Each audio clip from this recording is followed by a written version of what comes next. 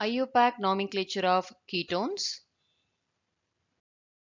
Ketones should possess C double bond O carbonyl group attached to carbons on both the sides. These two carbons can be further attached to hydrogens or other carbon atoms. These two carbons can also be a part of aryl group or alkyl group, or one can be alkylic in nature, another one can be arylic in nature. IUPAC nomenclature of ketones can have all 5 basic units in it. First 4 units definition remain almost same, where secondary prefix speaks about the substituents, primary prefix speaks about the cyclic nature of the molecule, root word indicates the number of carbon atoms in the parent chain, primary suffix indicates the linkage between the carbon atoms in the parent chain, secondary suffix indicates the presence of ketones through the word "one". Since the word "one" starts with the vowel O, while joining primary suffix to the secondary suffix, E of the primary suffix will be dropped. Recalling general points, whenever a secondary suffix is present in the molecule, parent chain should include the secondary suffix. Lowest possible number should be given to the secondary suffix. Terminal functional group should be numbered 1. Since ketone is not a terminal functional group, we should try to give lowest possible number to ketone. This is the longest possible carbon chain, including the ketone carbonyl. In order to give the lowest possible number to ketone group, we should start numbering from this end.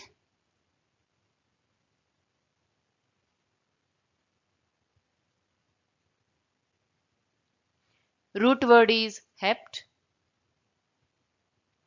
Between the carbon atoms we have single bond, so primary suffix is "ane". Secondary suffix is "one". Since ketone is not a terminal functional group, we have to mention the position of ketone carbonyl, that is 3-one. Since the secondary suffix starts with the vowel O, we should drop the E of the primary suffix. So the IUPAC name will be heptane 3-one. This is the parent chain of the molecule.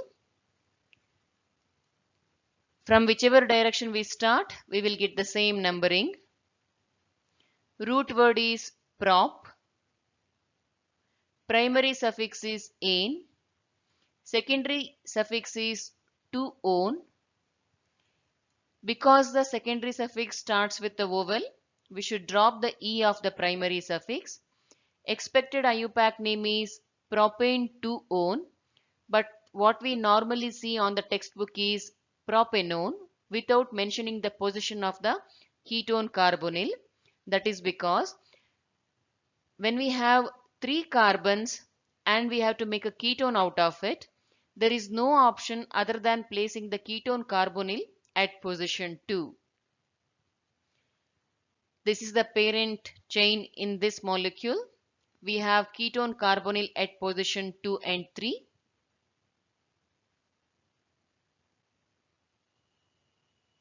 Root word is but. Primary suffix is "ane". Secondary suffix is dione because it is present twice and its positions are 2, 3. Expected IUPAC name is butane 2,3-dione. Again, we are not seeing the position of the ketone carbonyl here also. That is because with the 4 carbon atoms, if we have to make a diketone, we will be forced to place the ketone carbonyl at position 2 and 3. In these two molecules, since the position of the ketone carbonyl is self-explanatory, we need not have to mention their position in the name. For this cyclic molecule, lowest possible number to the ketone carbonyl means 1.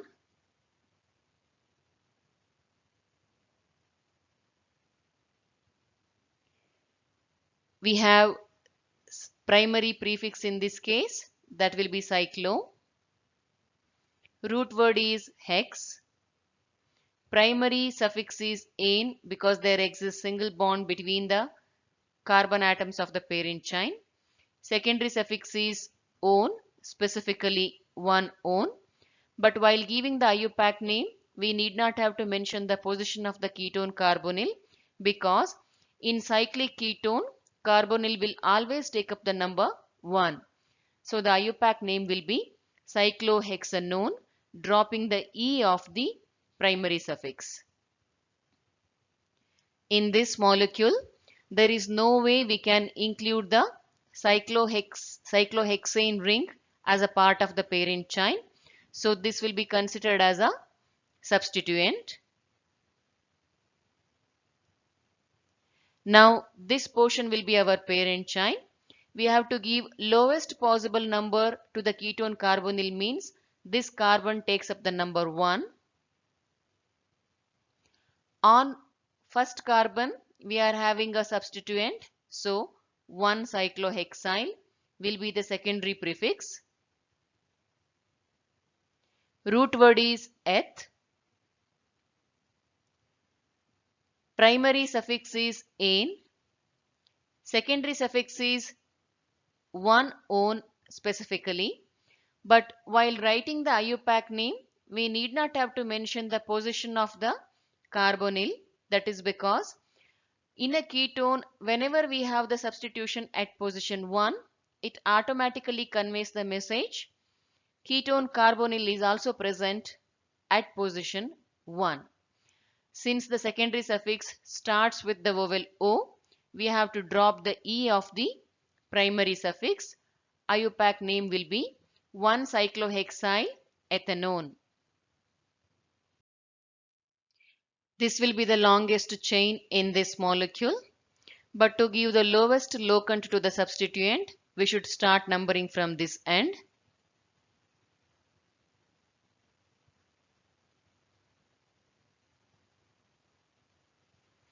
At position 2, we are having methyl substituent. So secondary prefix will be 2-methyl. Root word is pent. Primary suffix is "ane". Secondary suffix is "one", which is positioned at 3. So 3-one. While joining the primary suffix to the secondary suffix, we should drop the E of the primary suffix.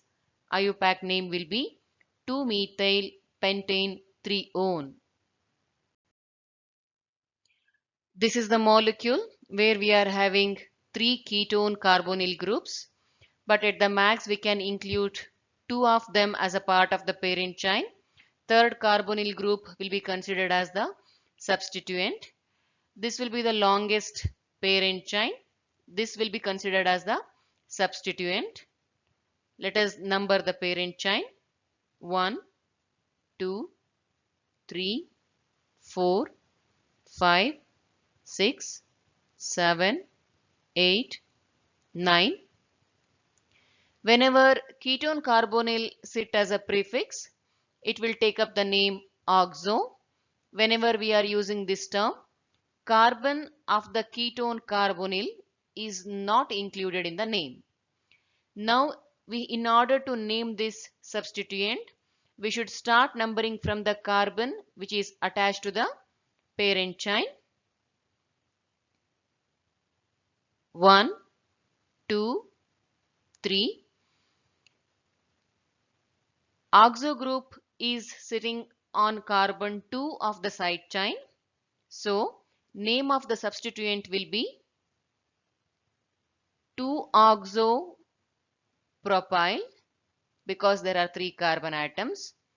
Now, if we try to give the IUPAC name, secondary prefix will be at position 5.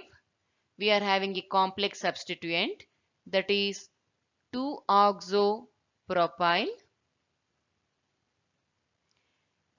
Root word is non. Primary suffix is "ane". Secondary suffix is dione, which is at position 2 and 8. So the IUPAC name will be 5 2-oxopropyl nonane 2,8-dione. E of the primary suffix is retained because secondary suffix is starting with the consonant D. Summarizing the terms, if we are using the term "one" to identify a ketone, it is a suffix where C of the ketone carbonyl is not included in the name. If we are using the word oxo to identify a ketone, then ketone is considered as a prefix where C of the ketone carbonyl is not included in the name.